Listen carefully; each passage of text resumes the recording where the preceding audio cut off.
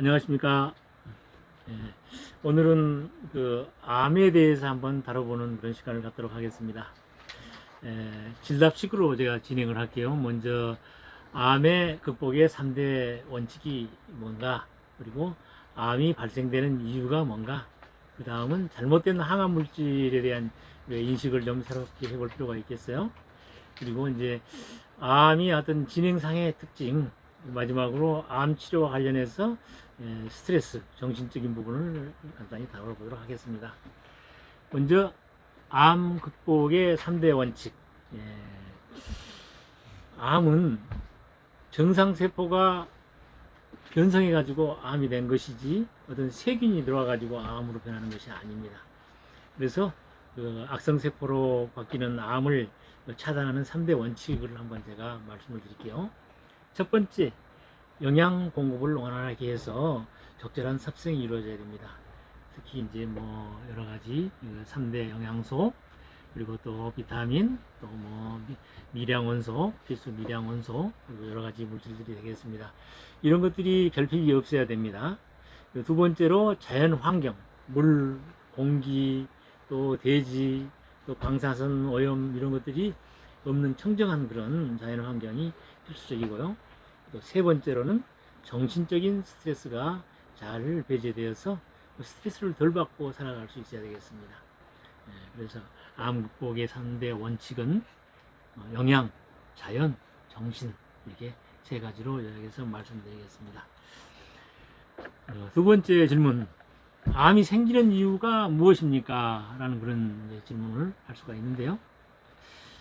암은 병균에 침투한 것이 아니고 몸속의 세포가 변성되어서 생긴다고 했습니다.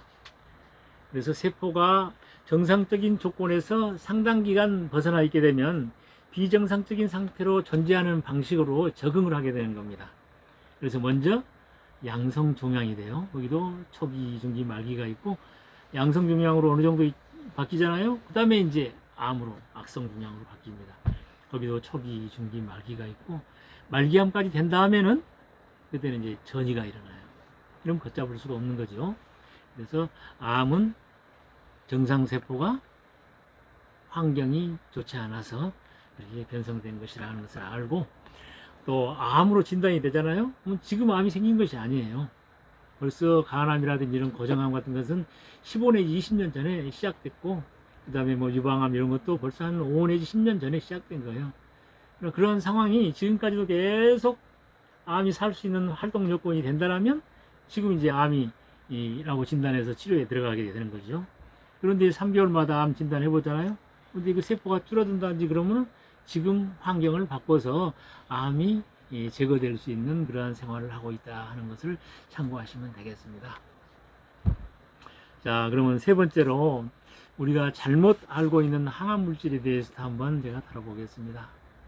우리가 암 걸렸다 그러면 항암제, 뭐 경구용, 뭐 혹은 또 주사, 그리고 또 어떤 경우에는 또 이제 방사선으로 치료한다고 하죠. 근데 이거 항암 물질이라고 하는 것은 암만을 딱 잡아가지고 이걸 딱 들어가서 폭발시킨다든지 이런 방법이 아니에요. 항암을 하는 과정에서는 정상세포도 같이 죽는다는 거예요. 그러니까 항암제를 투여해도 되는지 안 되는지 시체적인 백혈구수라든지 혈소 판넬이 다 검사한 다음에 그걸 맞춰가지고 이렇게 이제 하잖아요.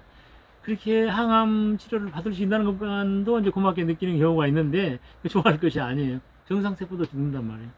근데 잘못되는 경우 정상세포가 비실비실하게 죽어 있는 경우가 많으면은 암이 벌써 이제 먼저 살아나요. 그래서 정상세포가 별로 없네, TM파하고 별로 없네, 암이 막 증식하는 거야. 그래서 항암제라고 하는 것을 어떤 의미에서는 좀 무리인 표현인지 모르겠는데 바람제도 된다 이야기가 될 수 있다는 겁니다. 그러면은 이렇게 바람제로도 작용하는 항암제 치료도 있고 여러 가지 있는데, 네 번째로 암의 진행 특성, 진행상에 어떤 특성이 있는지 우리가 암을 좀 알고 우리가 대처를 해야 잘 될 수 있을 것 같아요. 그래서 암은 어떤 특징이 있느냐?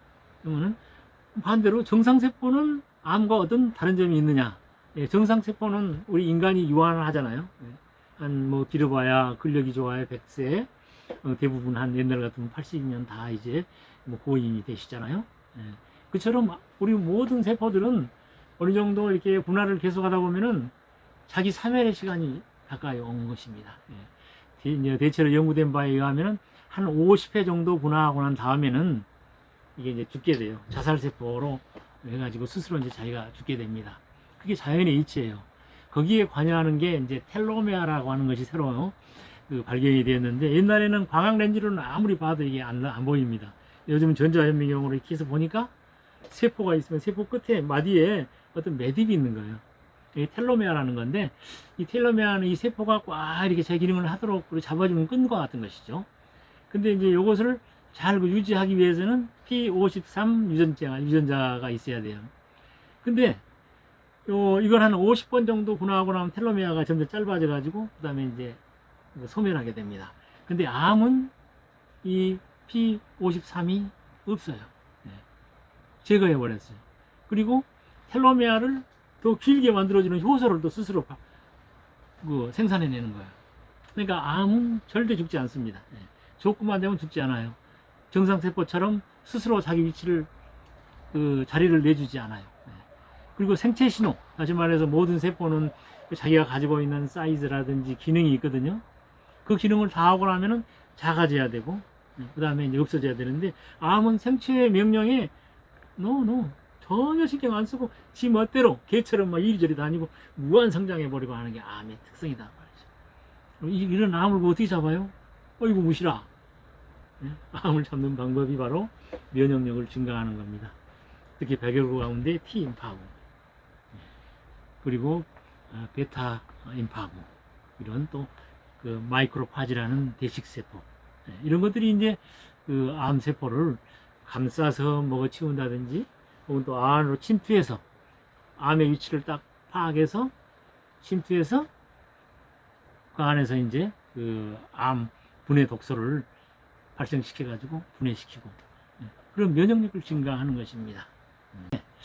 자, 그러면은 암 치료의 관건은 아까 이제 면역력을 증가시킨다고 그랬는데, 면역력이 가장 떨어진 상태를 관찰해 보면은 우리가 영양 공급을 차단하는 단식을 해보잖아요. 암세포가 별로 못 자라나요. 영양을, 제1 조건인 영양을 좀 단절했는데도. 그리고 또 공기 이런 상황에서도 어떻게 정신적으로 이렇게 맑게 지내는 사람들은 훨씬 더 오래 살아요. 뭐 탄광에 갇혔다든지 뭐 이런 거 보면은 정신적으로 좀 긍정적인 사람들이 오래 살아요. 이런 거 보면은 마지막에 암을 때려잡을 수 있는 가장 큰 좋은 요건은 스스로 우리 몸이 자연 상태, 우리가 창조된 당시에 모든 것을 보시니 좋았다라고 하는 그런 상태가 되는 것이 좋다라는 것이죠. 반대로 스트레스 상황에서는 어떤 생체적인 변화가 있느냐? 스트레스를 받잖아요. 그러면 스트레스를 해결하기 위해서 교감신경이 바로 이제 항진됩니다. 그러면 아드레날린 호르몬 막 나오죠. 코티솔 막 나오죠. 네. 그래가지고 뭐 심박동 증가되고, 또 산소 막 소비하게 되고, 활성산소로 반대급 부족으로 막 생기게 되고, 네. 이런 상황이 지속되면은 암은 그냥 성장해 버리는 거예요. 예. 그래서 이제 암 치료의 관건은 스트레스이며 어떤 마음이다라는 거죠. 예. 그래서 T임파구 등이 스트레스를 받게 되면은 금방 약화돼 버려요. 백혈구가 제 기능을 못 해요. 예. 백혈구수도 확 떨어져 버리고. 예. 그리고 이때 이제 암세포는 또 뭘 하는가 하면 자신의 표면에 붙어 있는 아드레날린 수용체라는 게 있어요. 아드레날린을 받아들이는 리셉터. 이것을 활성화시키는 효소를 또 암이 자극을 주네요. 그러니까 그 주변에가 이 모세혈관이 확장돼요. 그러니까 모세혈관이 확장되니까 차려는 잔치상이잖아요. 암 입장에서는. 그러니까 암이 확 번진다는 이야기죠. 네. 그래서 이제 암세포의 이러한 진행 특성을 알고 이러한 진행을 차단한다고 했을 때에는 스트레스고 암이란 이야기죠. 그러면 스트레스하고 마음이라는 측면에서 이게 조금 이제 제가 다루기가 좀 어려운 부분이 있는데요.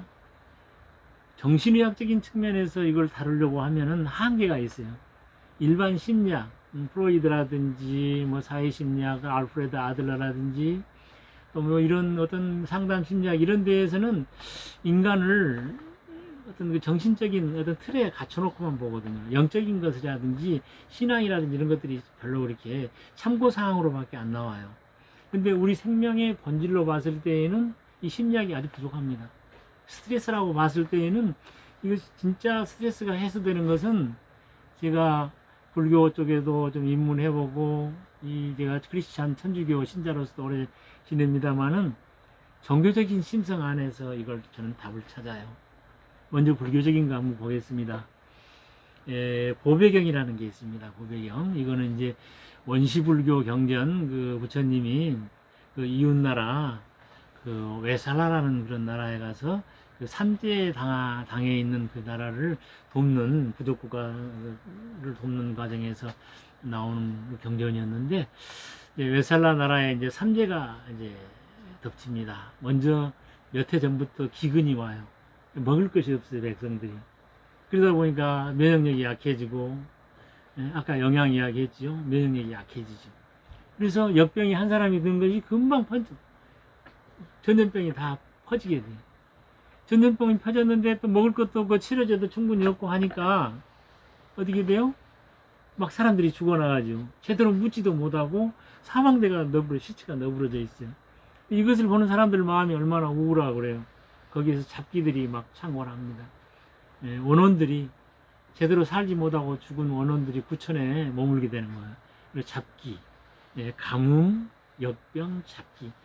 그래서 이제 그 부족가에서 이웃나라에 부타가 있다는데 그분에게 좀 도움을 청해 보시죠. 그래서 바로 그냥 소식을 받고 부타가 중림정사에서 수련 중에 있었는데 제자들과 함께 이제 배를 타고 그 나라에 당도합니다.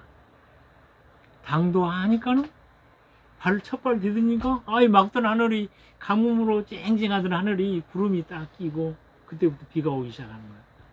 한 3일간 비가 왔다고 그럽니다. 그래서 이제 부처님은 제자들과 함께 거기서 이제 어떤 설법을 살게 되는데 그게 이제 보배경입니다.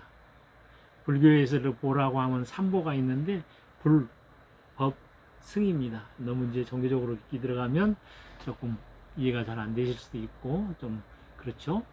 그래서 하여튼 그런 진리들에 의거해서 이 중생들에게 어떤 몸이 쾌차해지고 마음이 안정되기를 하고 이렇게 연부를 하는 거예요. 그때 이제 했던 것들이 뭔가 하면은 이게 정한수를 딱 떠가지고 고배경을 염송하는 거예요. 그래가지고 염송하고 나서 뿌리고 또 염송하고 뿌리고 이런 과정을 이제 반복합니다. 그러면 그 정한수가 성수가 되고 성수로 물이 됐어요. 이 물을 닿는 자마다 역병에서 쾌유가 되고 주변이 정리가 되고 아까 내리는 비로 인해 가지고 시체도 이제 다 떠내려가고 청결이 크리인이 유지되지. 그래서 일주일 만에 이제 그 임무를 완수하고 부처님은 자기 이제 또 나라로 가게 됐는데 여기서 말한 부처의 자비심, 불가에서 말한 자비심, 이것은 우리의 전통 유교적인 의미에서 사단 7정 가운데 사단의 측은지심하고 관련되지 않느냐, 측은한 마음이다. 저는 그렇게 생각합니다. 자, 그럼 불경을 이야기했으니 이제 성서에서도 좀 이야기를 해서 동서가 좀 이렇게 균형을 이루도록 하겠습니다. 성서에는 예수님이 치유기적을 많이 행하셨어요. 뭐 역병까지는 아니었으나 그 많은 사람들을 안진뱅이, 팔 오그라든 사람, 또 죽은 사람 이렇게 살리는 거예요. 특히 이제 어떤 과부의 아들이 예수님이 어디 이제 설교하시고 또 지나가시는데 우는 행렬이 오는 거예요. 생애 행렬이. 여기 보니까 과부가 하나뿐인 외아들이 죽은 거예요. 측은한 마음이 드셨다. 또 라자로를 살리실 때는 예수님께서 우셨다 그래요. 눈물을 흘리셨다. 그래서 이 예수님의 측은한 마음은 그야말로 아무런 조건 없이 그냥 그 인간을 사랑하는 그런 하느님의 마음을 그대로 그냥 닮아서 실행하는 거거든요. 근데 측은한 마음이 드셔가지고 하늘로를 기도를 하면서 손을 얹어서 낫게 하거나 너 살아라, 깨어나거나 걸어라 이런 식으로 하셨어요. 그랬을 때 이 스트레스를 해소한다라는 정신요법의 핵심이 바로 심리적인 것도 있지만 가장 우리가 그냥 심성에 있는 측은지심을 갖는다라는 그런 거예요. 예.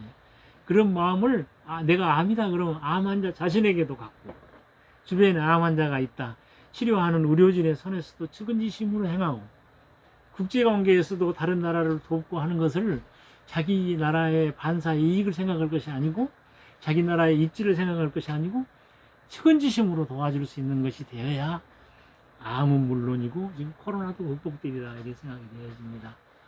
네, 그래서 진짜 그 암에 대한 면역력을 증가시키고 하는 방법에 있어서 아까 건강암 대책 3대 원리, 영양, 그 다음에 환경, 그리고 정신 이 세 가지를 잘 응용을 해서 보다 건강한 그러한 그 나날이 되고 지금 당면한 그 코로나도 잘 극복되었으면 좋겠습니다. 자, 감사합니다.